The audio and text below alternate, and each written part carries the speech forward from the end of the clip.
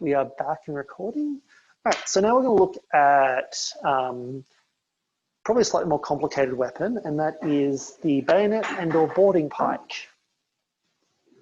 So yeah, I'm using a spear, which is actually a period thing. There are bayonet trainers that were basically like this, although the heads were a lot thicker. Maybe it was a difference in material or whatever. But yeah, when I saw the trainers like that, I'm like, awesome, I am justified in using this to train bayonet. So just, because I got asked about this before, the difference between a bayonet and a boarding pike, the technique you use for each is the same. The difference is the tactics. It's much like a cutlass and a sabre, where cutlass and sabre have the same technique, but with when you're fighting with a cutlass, or particularly more so when you're fighting against, is a lot more effective. And when you're fighting with a sabre, when you're using a sabre, countercutting is a lot more effective than it is with a cutlass, just by virtue of having a little bit of extra length. A little. I know there's a joke in there about a few extra inches, but I'm not going to make it. All right, so 19th century bayonet has a sort of forward guard. The tip is fairly flat. It's actually, interestingly enough, it's very similar to the medium guard in that, if this is my medium guard this is my medium guard with a foil, this is my medium guard with a sabre, this is my medium guard with a knife. This, when my hand is in exactly the same position, but my feet are reversed, is my medium guard with a bayonet. The tip is on line at the opponent. And basically, when you're facing off against someone with a sabre or a cutlass, you have incredible reach advantage, but the other advantage you have is momentum. Parries to stop the bayonet, any parry has to be quite committed. And when Alfred Hutton talks about sabre versus bayonet, he says the bayonet has a distinct advantage because of, any parry has to be committed because of the weight of the weapon, and also because of the reach of the weapon, it's very difficult to attack or get close. Incidentally, this section is going to be a lot longer than the previous ones, just feel forewarned. And what Hutton basically says is that your best hope, Hutton fencing from presumably a medium guard or a tierce guard, because those are the two guards he likes, your only hope is that the person with the bayonet will make the mistake of moving their tip past the center line and exposing their front arm, at which point you can cut it. And he says, otherwise, it's very, very difficult to deal with a bayonet. There are other sources, though, who disagree with Hutton, thankfully, namely R.G. Allinson Wynne and John Musgrave Waite.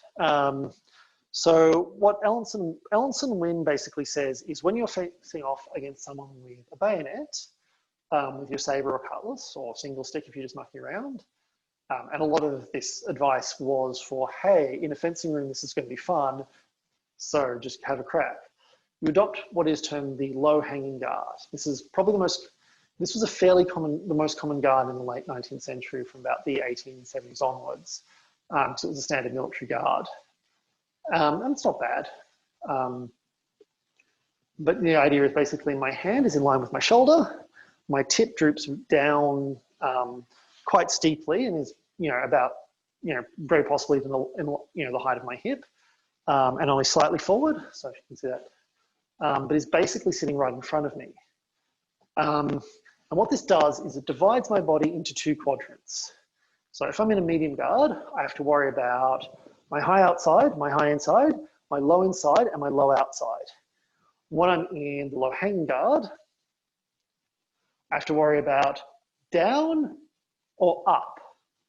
So I only have to worry about two lines of attack, realistically. As long as I hold my hand in the right position, the shell will protect my hand. So the chances of getting whacked in the hand are very, very slim. And this is really, really good against the bayonet because it means that the bayonet has to come in one or two of these. If the bayonet comes in low, I've got this parry, and you can see how my arm is extended, which means that I've got a lot of biomechanical support for this parry. It's actually a very strong parry to push it out and then attack. And if the bayonet comes in high, I just lift up, same deal where my arm is very straight, which means I've got a lot of leverage support in the same way that, if I was, if I lock my arms out and I'd be able to hold my entire body weight and the bayonet goes up, at which point I riposte. And when you riposte, you want to ride down the bayonet. So if you imagine, actually you don't have to imagine, I'll just get out the Spear of Destiny. So if I parry here, when I come back, I'm riding down. You can see how by getting closer, I'm actually pushing the weapon up, pushing the bayonet up, meaning that I'm still forming opposition against it. I'm still keeping it off me. And of course the weapon is heavier, but I'm not using the weight of my weapon to displace it. I'm using my skeletal structure and the drive of my lunge to push it away. So this is kind of a good basic guide to dealing with the bayonet, because rather than Hutton's method where I'm sitting in the medium guard, my weapon can be knocked and I can be attacked in one of 4 quadrants, or at the very least one of 3. I'm going to be attacked in one of 2 quadrants. I've got very strong parries, so I actually gain the advantage. So I can parry and come straight back with an attack very quickly. And the other advantage is, because of the bayonet's reach, to actually get within earshot of it, I have to engage. I'm either going to engage low or high, which means that rather than having to worry about one of 2 places the bayonet's going to attack me, I only have to worry about 1. So if the bayonet is sitting on top, I know that the bayonet attack is probably going to come high. So I know I'm probably going to need to parry like this. I can even use this to get even closer and then come in. Or if the bayonet is engaged low, I'm only going to have to parry low, which means that I can, and then come in. So I know when my opponent's going to attack. There is a caveat to this, and this is very important when dealing with longer weapon. Do not move backwards. So I've seen a lot of sword versus bayonet where the bayonet absolutely walks over the sword, whether it's a saber, a broadsword, whatever. And the reason is that people stand back. They stand at the maximum possible distance they can for a single sword, because they want to judge what's going on, or just that's the way they fight. I've seen a lot, in Sydney at least, the dominant theory in a lot of single sword was you sit as far back as you can to get maximum observation time, and then do the trickiest shit you can to land a hit. The problem with that is that this has a much, much longer reach, like a drastically longer reach. So sitting back doesn't actually keep you any safer. And if you move really far back to get out of, lunge distance, this can extend really far. So I don't know if I've even got room for here, but I can take my other hand off the weapon and I can reach right across I can reach right across the armory without moving my feet. You do not want to back off against this weapon. You want to get close and you want to get aggressive. So that then, so some of you probably will have noticed that, or realized, hang on, needing to get close and needing to fight from a certain distance presents a problem, because the opponent with the bayonet can retake the advantage by just denying you that distance. I don't know if Chris is here tonight, but if you ever see Chris and I fence, most of our fencing consists of Chris wanting to basically hit me from the other side of the hall with his massive long bounce lunge up in Chris's face, and just chop up really, really close. And a lot of our fight consists of maneuvering to see who can get to their preferred distance, and therefore win. So same dynamic here. But obviously it is easier to stay further away, unless the fight starts close, unless you start at engagement. It can be quite difficult to bury in, but there are ways to do it. So I'm in my low hanging guard.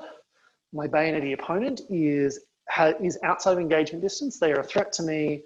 My immediate reaction is I move sideways. Doesn't really matter which way, but the footwork is important. So if I'm going to move to my inside, I bring my foot out, I lean my body, so I'm actually using my body weight. I'm leaning towards direction as I step my foot out to make sure that I get my body offline. I'm basically moving offline so that if attack comes, it's going to have to come in this side. And then I reverse, and now I am closer. If my opponent has to choose between turning or backing off. If they choose to back off without turning, then I just jump at them and attack because they've left themselves very open. And if they turn, they're now at engagement. Alternatively, moving to the other side. Shift my weight, I move my weight forward towards my front leg, and then step. If you remember the drop step from boxing a few weeks ago, similar sort of movement where I'm basically putting my weight on my front leg and stepping to again get a very, very quick movement. And again, same deal. My opponent basically has to choose between turning to face me or backing off. And if they try to do, and they can try to do both, sure, but it's going to be a much slower, much more cumbersome movement. And so what I can do, after I bring my back foot up, is I can just go the other way and zigzag at them. So if you remember what I was saying with the small sword, how you can run people down by zigzagging at them, exactly the same sort of thing here, where I'm now zigzagging at my opponent, basically to run them down. So movement, control this footwork is quite simple. I lean, push off with the back foot, and I'm basically and then I'm skipping my feet apart and skipping them together. Lean. And you're basically just trying to zigzag in at your opponent. And I do this to Chris all the time. So let's practice that. So just practice zigzagging or imaginary opponent if you can, if you've got the space. So just going, so right, step out, left, right, left, right. The other thing you want to do with this, make sure that your front foot is always pointing at your opponent. So when I skip this way, my front opponent is the camera. When I skip this way, my front foot turns to face the opponent. And that's very, very important because it means that the act of land, I will automatically reorientate as I land. Like that. That's basically how I run my opponent down. I maneuver in at them. So I just know there were some comments in the chat, so I'm going to quickly check those before I move on to the next part of what is a considerably more complicated dynamic. So chat. Oh.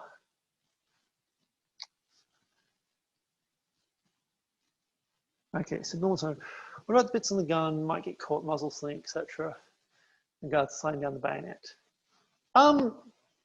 That is possible. It is possible to get caught on stuff. I find that if you're pushing quite hard, you tend to skim off, like the bits aren't pronounced enough to catch. If they do catch, what generally happens, if they do catch though, you've still got control of the weapon, and so you can close, and I'll talk more about that when I talk about closing in a minute. But yeah, you can, it's pretty rare that it happens in my experience. I've not tried this against like an accurate replica of a bayonet. I've only ever tried it against fencing muskets, which still do have parts you can catch on, but I find it's very, very easy to skim off. And so Philip wants to know, how long are these bayonets and boarding pikes? They are 6 or 7 feet.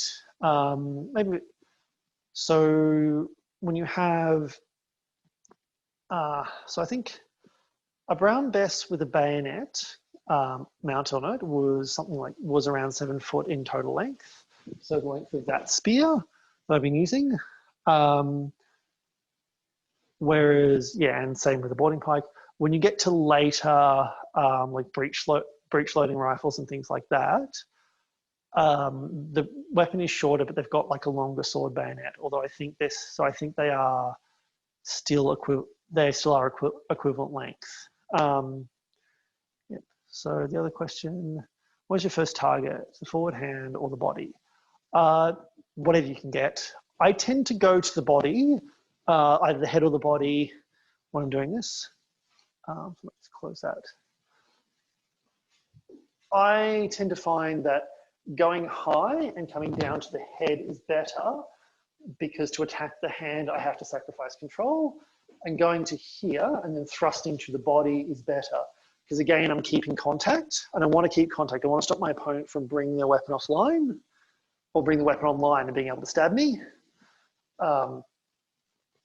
So I want to go for a deep target, because if, say, this is, this wall is a deep target, it means their hands and the weapons are out here where I can control them.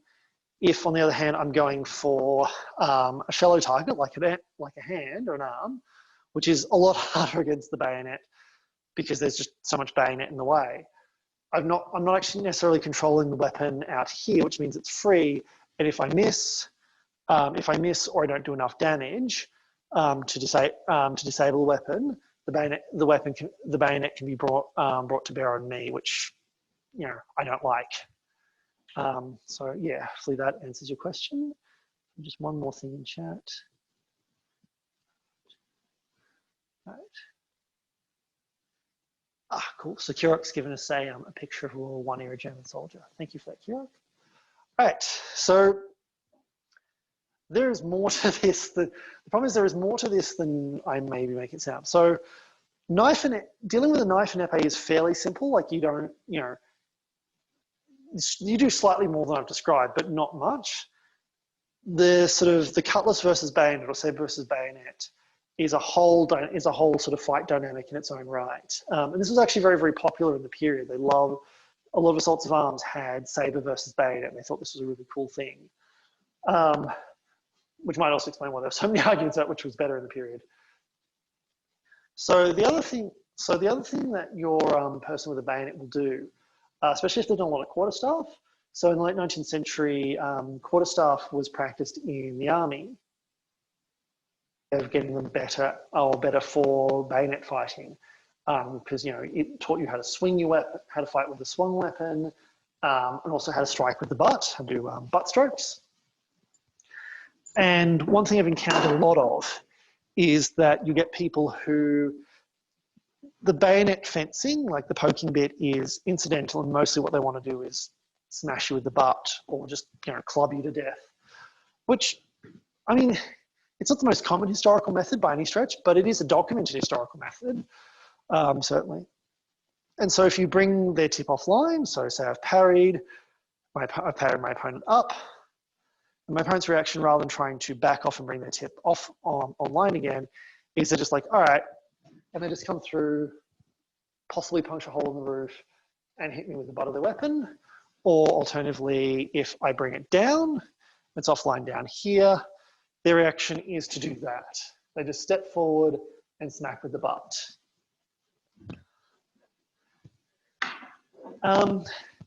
The answer to both these quandaries and many more is kind of similar. If I'm here and I've parried high, I reach forward with my back hand, I twist my hips, and I basically run at my opponent, and I reach out and I'm trying to basically trap their right shoulder. I want to reach out and grab onto their right shoulder. I do modify where my arm is slightly, because what I also want to do is use my forearm as a way of engaging their stock. I don't want to directly go force on force because that's going to hurt, but gliding off, like not really going to hurt me near as much. And once I get in, once I've kind of got a grapple, once I've grabbed onto their shoulder or even the back of their neck, their weapon is a lot more choked up than mine. So I can start delivering the stab. So the motion, just to show you that from the side, going from either parry, is I go down to here. I see that my opponent, rather than trying to back off and bring the weapon online, goes for a butt stroke, which this is an attack done on a full passing step, one of the slowest forms of viable footwork. So I've got time to react. So all I do is I reach and turn my body. Even though I'm reacting, I'm moving less of my body, which means that my movement will be faster to get control. If I can grab onto the middle of their weapon as well, I'll just grab that. I'm more than happy to do that. Reach out, my palm is down, and I come in and I grab, and then the stabbing begins. And you want to make sure that you get your sword very far back. You want to bring your sword all the way back as you do this, in case your opponent lets go of their bayonet and tries to grab your sword, and turn a fight, a sword and bayonet fight into a wrestling match. But just show you that again. So I parry, my opponent goes for a strike, I reach forward, I'm basically looking, my hand's going to move a little to make sure I intersect, but I'm reaching forward and coming in and just grabbing what I can. If that's behind the back of the neck, that's behind the back of the neck. If that's up under the shoulder, like an underhook, that's an underhook. And basically what I'm looking to do is grab to disrupt their movement and the twist of their body as much as possible, to suck all of the power out of their blow, and then just come in and get as close as possible. Because the thing about bludgeoning weapons is, if they can get choked up in a way that cutting weapons can also be, but not as effectively. I'd still not want to get cut at this distance, but I can hit myself quite hard at this distance, and there's just not enough force in it to do any damage. So, motion again, parry, reach, and step. Parry, reach, and step. Parry, reach, and step. Parry, reach, and step. And parry, reach, and step.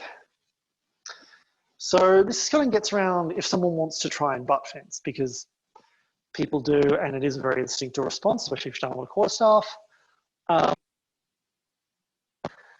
There is another, and that is your opponent might try and attack your weapon.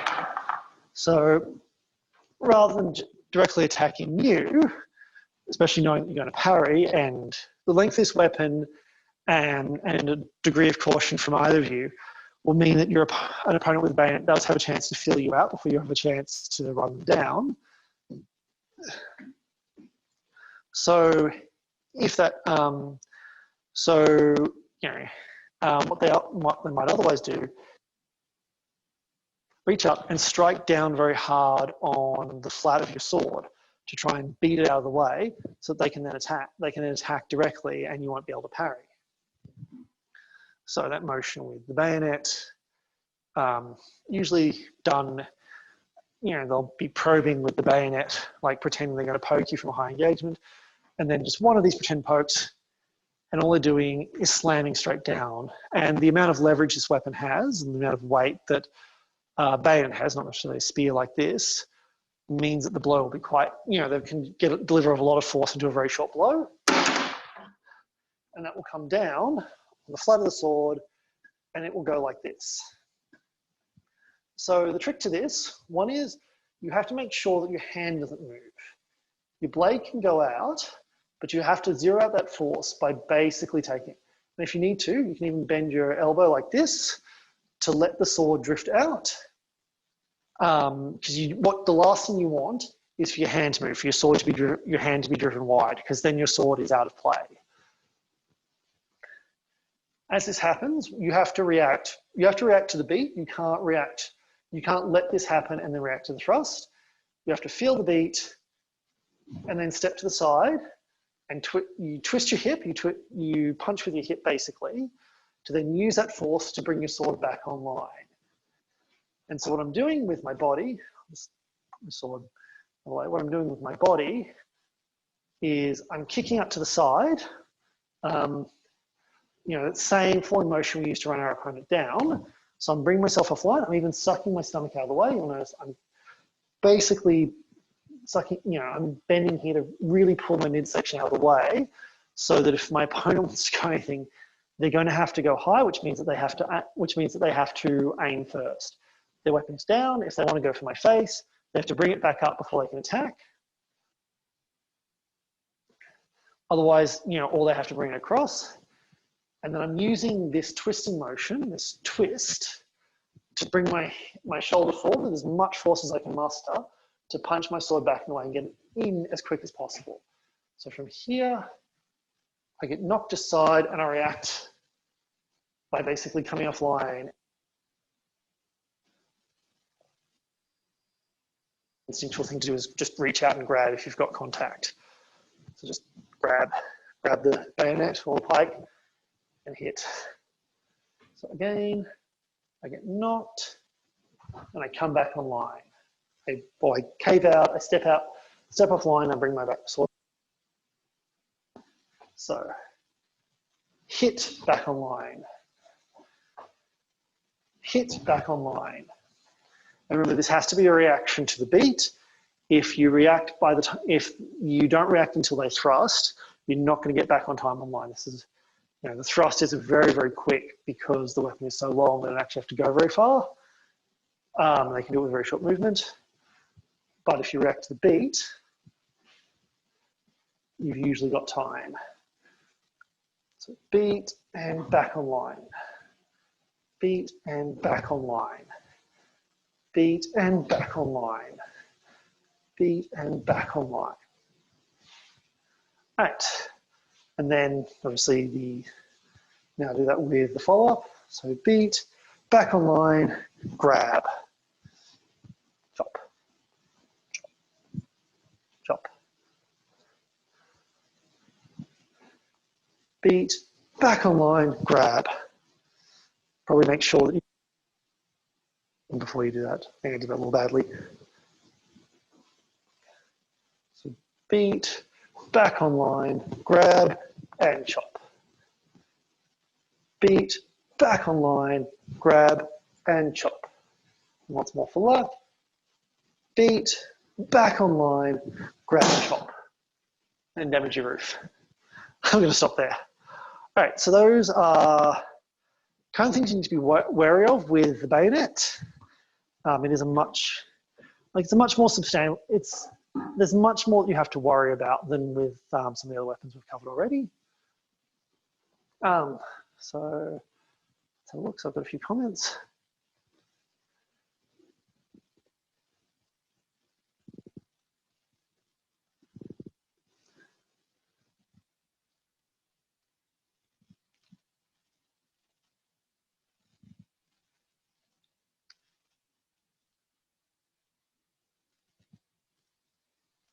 Oh, yep, Kirk says you can bring up a number 4 if you're coming back online. You could actually, yeah, that's a good point. So something sort of Kirok raised.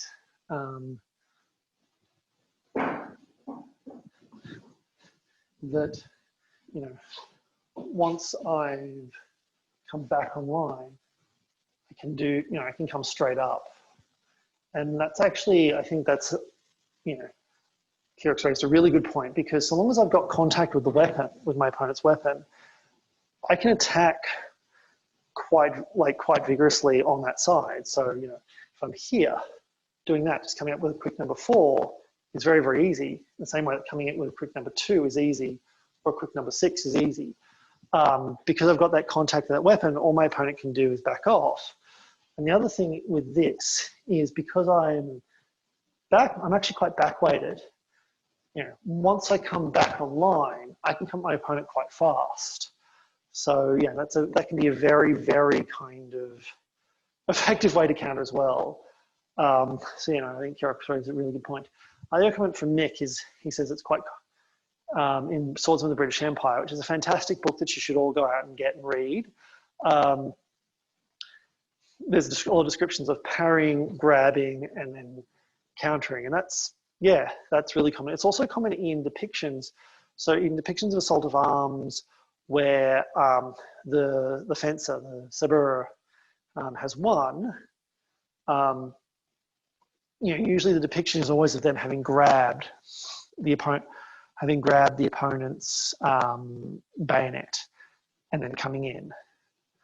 So yeah, grabbing is very common. And also you should all go out and read Swords in the British Empire. Right. So do we have any other questions, comments, conundrums, complications, compliments, conflagrations, confluences, corporatizations?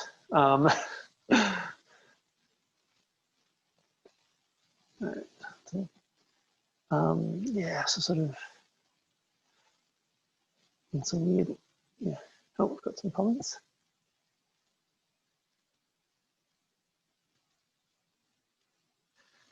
Jacob says, I see the birthday meters hit, and yes, it is my birthday, as Mick. Oh, thank you, thank you. Although, if it makes anyone feel any better, I am this weird when completely sober. So, yes, thank you. Oh, thank you, everyone. Thank you, Mosh. Thank you, Jacob. Thank you, everyone, for the birthday wishes. So, yeah, yeah.